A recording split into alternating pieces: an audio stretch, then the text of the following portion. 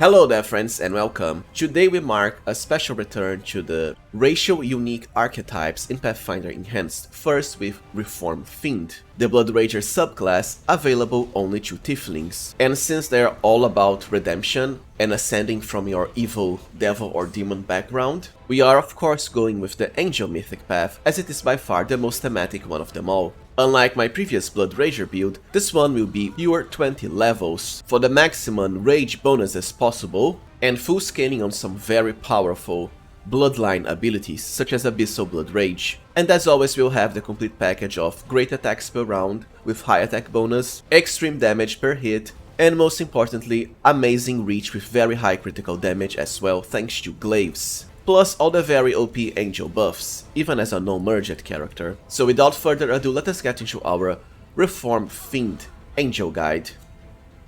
Well, when it comes to Reformed Fiend, I wouldn't say it's the worst of the racial archetypes, but it's also not one of the best. Your main ability, Hatred Against Evil, is pretty decent. Starting from level 5, you'll get a +1 to attack and damage against evil creatures when raging. It's exactly also at around this level that we get Infinite Rage, so this will be pretty much permanent. This bonus will increase by +1 every 5 levels, for a maximum of +5 to attack and damage at level 20, so pretty good, as it will stack with everything else, and, to be fair, almost everything you fight in the game is evil aligned, including all demons. The damage reduction you get is pretty poor because it is bypassed by evil and, well, like I said, everything is evil, so who cares? I imagine it can be good against the Protean enemies from the Inevitable Access DLC, as they are neutral aligned, still chaotic. So that's 15 points at max level. Way of Redemption, on the other hand, is kinda poor. It will treat all of your melee attacks as good aligned. The thing is, way before level 11, at the start of chapter 2, you can easily get the Covenant of the Inheritor Relic, which has the same effect except for your whole party and permanently anyway, so they are limited in Bloodlines to only Abyssal and Infernal. Abyssal is kinda good overall, but Infernal, well, not really. So they are somewhat limited when it comes to the second Bloodline mythic ability. We have to be a Tiefling for once, of course. Now for your heritage, I'd go for Motherless, the QLIPPOTH Spawn, mostly for the extra bite attack per round, which is great. It is a secondary attack, however, so starts at a -5 penalty when full attacking. It can be a bit annoying at the start of the game, but eventually you'll easily be able to overcome this penalty. Plus they can also cast the Blur spell once per day, and this is a pretty powerful self-defensive buff. As far as background, well, it's the usual Street Urchin and Pickpocket. We don't need any extra proficiencies. For ability points, Strength is of course what we should focus into. Then you might as well start with 16 Constitution, 12 Dexterity. I would actually dump Intelligence to 6. You don't really need more than 2 skill points. We are a very dumb, but good intentioned character. And then the rest of the 2 points you can add to Charisma, the rest you can get through headbands, but honestly, the Blood Rager spells aren't that useful. There are some nice buffs there, but that's pretty much it. If you prefer, you can also leave Constitution at 12, then 14 Dexterity, and 12 Wisdom. As a matter of fact, I'll go with the split. We don't really need 16 Constitution. We will have reach anyways, to attack safely from range even at melee. As far as skill points, to me, only athletics and use magic device. You don't need the rest, and they are far better left to other characters. As far as feats, sadly, we aren't a human, so we only have a single feat at level 1, kinda painful, as Blood Ragers only get bonus feats through their bloodlines later, and they are limited in selection. But anyways, we don't exactly need power attack and cleave. Well, first, because you already have a bite attack at level 1, so that's 2 attacks. Plus, we'll be getting them from our bloodline anyways, as bonus feats. I'll be going for weapon focus already, and for this build, I have chosen glaives, if only because you guys keep asking me for different weapons, so why not go with glaives for a change? I usually tend to leave them for Social, a companion. Glaives are somewhat similar to scythes in that they have very high critical damage but low critical range. On the other hand, because they are the favorite weapon of Baphomet, one of the main enemies, you'll find a lot of powerfully enchanted glaives in the game, especially at the beginning. However, because we have martial weapons proficiency, you can go with any other high critical range weapon too if you prefer, such as falchions, scimitars, and even faux shards. For Bloodline, Abyssal is the way to go. It's actually a pretty powerful one. But unlike Celestial, the bonuses come mostly starting from mid-game. At level 12, you get the Abyssal Blood Rage ability. This will enhance the power of your rage, to grant you even more attack and damage, and scales with your levels. Which is why for this build, I'll be keeping it pure, so 20 levels of Blood Rager. In my previous Blood Rager guide, I went Primalist, and I multiclassed a lot there, so why not try something different here for a change. As far as deity, well, we are going with Angel. You can go with any good aligned deity that allows lawful or neutral good alignments. I'll be picking Sarenrae here, because Redemption and Mercy are also a big part of her dogma, and then neutral good.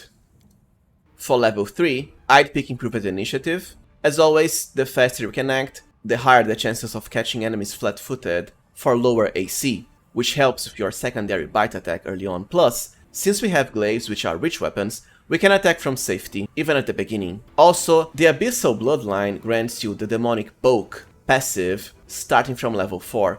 Whenever you rage, you'll be affected by the Enlarged Person spell for even higher reach, so you won't need to keep on casting this, especially as at around level 5 to 6, our rage will become infinite in uses. At level 4, increase strength, which is also what you want to increase on all of the other levels. You'll also get some spells starting from this level. I've already covered them for my previous Blood Rager guide. It's mostly all about buffs. While you can cast some damage spells as swift actions during rage, the problem is we don't have the feats to spare to specialize our character in spells, so just focus on the buffs. Enlarged Person, even if you'll get this from rage, and by the way, it does not stack with the Demonic Bulk ability, as far as I have tested anyways. This is still an amazing buff for other allies early on. And then True Strike. At level 5, be sure to pick Outflank. It's always a must-have, simple as for any melee build, even ranged nowadays too. Especially to grant higher bonuses to your secondary bite attack, which comes at a penalty. Then I would just go for Mage Armor here, because it can help a lot early on, especially to buff the armor class of pets. At level 6, Power Attack as a free feat from our Bloodline. Then you might as well pick Shield. For level 7, the highly useful newly added Lunge feat for even higher reach. So at this level we'll have, first, Reach from our Glaive, second, from the Demonic Bulk Rage Power, and third, from the Lunge feat. That's a lot of distance you can put between yourself and the enemy with your melee attacks. For level 2 spells, False Life is a must-have, and also Mirror Image can help prevent some hits. And then you might as well pick an animal buff of choice. Both Strength you'll learn for free eventually, but honestly, I'd still much rather leave them for other allies. Anyways, you can go for Cat's Grace or Bear's Endurance. Even Protection from arrows, if you don't have any ally that can cast the communal version. Though I'll pick Animal Aspect here because if anything, unlike the animal buffs, other characters cannot cast this on you. Even if the benefit isn't that useful for this build, at least it's something unique. For level 9, Improved Critical and then your weapon of choice, in my case, Glaive, but remember you can also go with Falchions, Scimitars, even for Shards if you want higher critical range, and then the Cleave feat for free. By itself it won't do anything for our build, especially at this level. Once again it's just for cleaving finish later on. Any spell here, it doesn't really matter. The same for another level 2 spell. For your first level 3 spells, well, Haste is always amazing, and the more characters that can cast Haste, the better, because you'll want to have this 24/7 on your party. It is that good. Heroism can be good too, but you know, at this level, everyone else in your party can cast it way before. I would rather pick Greater Magic Weapon.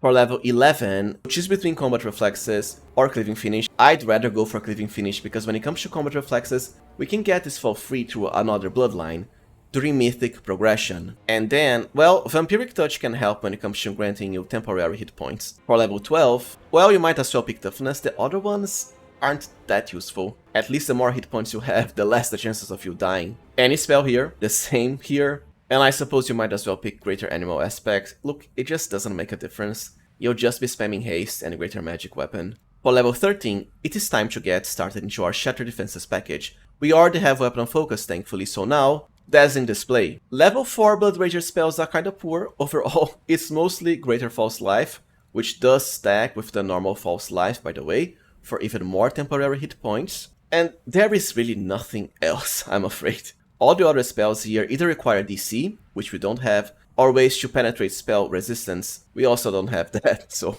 As far as Stone Skin, you know, Cam can already cast Stone Skin Communal, the party-wide version, way before us, and we'll learn it for free to our Bloodline anyways. You can pick anything you want, like I said, it won't matter. Then at level 15, shatter defenses at last, just in time for almost all of my other builds. Well, you might as well pick Great Fortitude here, as the other ones don't really matter. Any spell here, the same, and anything once again. I'm just picking the beast-shaped spells for fun, but look, you won't be using them. At least I don't think so. For level 17, you can go for the Improved Cleaving Finish line, so Great Cleave now, and at 19, Improved Cleaving Finish. Since this character has such amazing reach, and reach has extreme synergy with Improved Cleaving Finish after all, the bigger your reach, the higher the chances that you'll be able to hit distant enemies from a free Cleaving Finish attack whenever you kill a target. Your level 18 bonus feat can be anything, it doesn't really matter. I guess if you went with Persuasion, you can pick Intimidating Prowess. It's just that both Sunder and Bow Rush cost standard actions, so they will eat all of your attacks, it's not worth it. Any spells, and then Improved Cleaving Finish. Alright, now let's talk Mythic Progression for our Reformed Fiend. Well, if there's any build where Close to the Abyss is the most thematic one of them all, it's certainly this one, as we are a TIEFLING, and we have the Abyssal Bloodline. The extra gore attack is always amazing, for any melee character. Then, as a rage character, we of course want Limitless Rage for infinite uses of it. For Mythic level 2, Mythic Power Attack. The extra damage when two-handing is amazing. For Mythic 3, it's the usual Ever Ready. Even if our weapon doesn't have high critical range, we can still get lots of attacks of opportunities from party members' critical hits. As a class that cannot merge with Angel, we'll get a separate spellbook added to us now. Overall, there are some great Angel spells here, it's just that it kinda takes you longer to get to the good ones. For a non-merged Lich, at Mythic 4, you already have the Vampiric Blade spell, which is extremely powerful. For an Angel, it kinda takes at around Mythic 6 for the level 6 and 7 spells to get really good. Still, you can get some useful self-divine buffs like Divine Favor before you reach that point. For Mythic 4, Improved Critical and Glaive. It doesn't have high critical range, but the critical damage is pretty great, so why not increase it even further? Now, as far as your Angel, Halo abilities and Sword of Heaven ones, please remember that I already have a complete Angel guide explaining all of this in depth. So for now, as usual, I'll keep it short and simple. Everlasting Flame. For Mythic level 5, I'd pick a second Bloodline right here, because why not, we can, and it's something different. In this case, Infernal, so yes, we are an Abyssal, Infernal, and also QLIPPOTH TIEFLING. Talk about evil. While the abilities from the Infernal Bloodline aren't that good, you can still make use out of some of them, especially Hellfire Charge, which you should have at around this level. Whenever you charge, you get extra fire damage, equal to 1d6 per 4 Blood Rager levels. Since we are a pure Blood Rager, we'll get a lot out of this. And then we'll actually get lots of bonus feats here at once, because we went to Mythic Progression after leveling our character to 20. But anyways, Combat Reflexes, Blind Fight, so that's a win for us. It is 2 feats that we wanted for free. Iron Will, for more will saving throws, and honestly the other ones kinda don't matter. The Infernal Bloodline also grants you Hellfire Strike, which lets you get extra fire damage on your attacks. For Mythic 6, Mythic Improved Initiative, always amazing for a rich character. And then Abolish Guile for extra damage against a lot of annoying demons. This also works for melee, by the way. As I said, level 6 is when the great angel spells really start appearing, especially Aegis of the Faithful, which is an amazing defensive buff. And of course, Bolt of Justice, the ultimate damage spell in the game. For Mythic 7, well, since our Infernal Bloodline grants an ability that boosts our charge damage, you might as well pick Mythic Charge right here. It's just that usually it's better to have this with a SKALD, because you can then pounce for full attacking after charging instead of being limited to just one charge attack. And then Solar Winds. For Mythic 8, you don't really need another extra feat. I would just go for extra Mythic and always a chance. It's not that needed, but at this point we have abilities to spare, and trust me, missing because you rolled a 1 is super annoying, especially because we have very high attack bonus with this build. And then Speed of Light. It grants you 2 extra attacks, 1 over haste, so quite powerful for any melee build. Plus the ability to cast level 7 and lower spells as swift actions for free, it's really good. We are of course retaining our Fiend portrait. And for Mythic 9, well, you might as well go for Last Stand, just in case. Of course, if you were playing on Unfair, well, you could pick this earlier, it's just that this build has a lot of reach bonuses to attack from safety. Then I would go for Burning Bright. The damage aura, well, it's not that powerful, but Amusingly enough, you can add some extra bonus damage to this through some angel abilities, or you can go for Flame of Life for some minor regeneration effect. As far as Mythic rank 10, honestly you can truly go with anything you want as far as a feat or another Mythic ability, including something like Mythic Weapon Focus, but it's just a +1 to AB, Mythic Toughness, or even Flawless Attacks, I suppose. Alright, now let's get into gear progression for our Blood Rager Fiend. I'm afraid it's going to be almost the same as most of my melee builds, because at the end of the day there isn't much gear difference for the best in slot, unless you're talking about completely different build types, so melee to ranged or full spellcasting DC based. For the amulet, as always, Velex's Magnifying for the highest strength bonus possible. Earlier, however, you can use the Blood Rager unique amulet, Circulating Blood, for 5 points of hit points regeneration per round. For armor, as usual, the Chainmail of Camaraderie, you really want that extra damage when flanking targets. For shirt, the usual Wandering Callman for the bonus to attacks of opportunity, or the Robe of the Seven Sins for buffing with your highly powerful angel spells. As a non-merged angel, you have lower caster level, so these robes can help make up for that. For belts, at the start belts of Strength, then Strength and Dexterity or Constitution, and eventually all of them. You could potentially go with Mangling Frenzy as well for the extra damage when raging. The problem is, this bonus only works on critical hits, and for this build, since I went with glaives, they don't have that high critical range. But if you went with something else like a falchion or a fauchard, then you might as well use them. For gloves, I'm afraid it's always going to be Fencer's Gift, the other ones don't really make much of a difference. As for boots, the same, Boots of Stampede for bonus damage when charging, as athletics is one of our main skills. For the helmet slot early on, be sure to go with Demonic Resentment, because it can increase your rage bonuses by +1, but eventually you'll want the Hat of the Bitter End as always, for the stacking bonus to AB. For glasses, if you want to enhance your wisdom and charisma, which don't really matter that much in the long run for this build, Broken Trickster plus the tanking property is pretty useful as well. Otherwise, it's just the Goggles of Piercing Gaze as usual. For cloaks, Cloaks of Resistance with the highest modifier, but early you can also use the Cloak of Blood Scent for yet another bonus to rage, this time when attacking wounded enemies. And don't forget the Call to Violence Cloak is extremely useful for any rage character as well. Because it works as an aura, however, you don't necessarily need to have it equipped on your Blood Rager. For rings, well, Imminent Demise is always amazing for any two-handed character, especially as the competence boost will stack with other ones. The second best ring by far now is the Ring of Triumphant Advanced. The only reason I didn't cover this ring before is, as far as I was aware, it used to be a random drop, I believe. I'm pretty sure the first time I ever did the DLC back at release, the Treasure of the Midnight Isles, it didn't really drop for me, which was pretty sad, as this ring is very much overpowered. Any morale bonuses you have will be doubled, and this is a huge effect, no matter your character's build, as, at the very least, any build in this game will achieve +4 morale to attack and also damage rolls, thanks to the highly useful Heroic Invocation spell, which is also very long-lasting and can be found in scrolls even at chapter 3. What this means is, any character can achieve yet another +4 to AB and damage, as the bonus will be doubled. And this is untyped, so amazing to stack with everything else too. And of course, don't forget the highly useful Bane of Spirit ring too, to convert any damage from any character into irresistible force. Especially useful for an angel, because when it comes to the hit points cost, the Solar Wind's passive Halo ability grants you resistance to the damage cost. So you'll only have to spend around 1 hit point to activate the ring, it's that good. The thing is, because of the way Bane of Spirit works, it can be equipped on any ally and then used on anyone. For the braces, there isn't really that much. At the beginning, just keep to the engraved lucky braces that you start the game with. I suppose you can also go for the braces of breaching, but eventually abrupt onslaught, because you gain sneak attack for free at the end game anyways.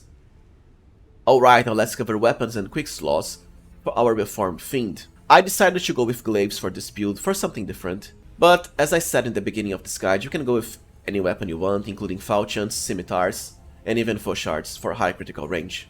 Glaives have some pretty useful properties though, the best one being Mutilated Angel, another item that, just like the Ring of Triumphant Advance, you can only find in the latest DLC, the Treasure of the Midnight Isles. And I already have a guide for all of the best loot there, you can check to the side here or in the pinned comments down below. First, it is a +4 Adamantine Glaive, and whenever you use this to attack an evil creature, pretty much all the enemies in the game, including all demons, you'll get a very big +5 to attack rolls, and also deal an additional 1d12 damage on hit. Plus, whenever it lands a hit on the enemy, it even reduces their armor class by a -1 without a save, so will always work. This penalty can even stack up to -5. The penalty to Charisma doesn't really matter for 99% of builds such as this one, as the other bonuses more than make up for it. For other glaives, I also have a complete glaives guide you can check here. As far as Quickslots is the usual package for melee characters. They extend Metamagic Rod, if only to extend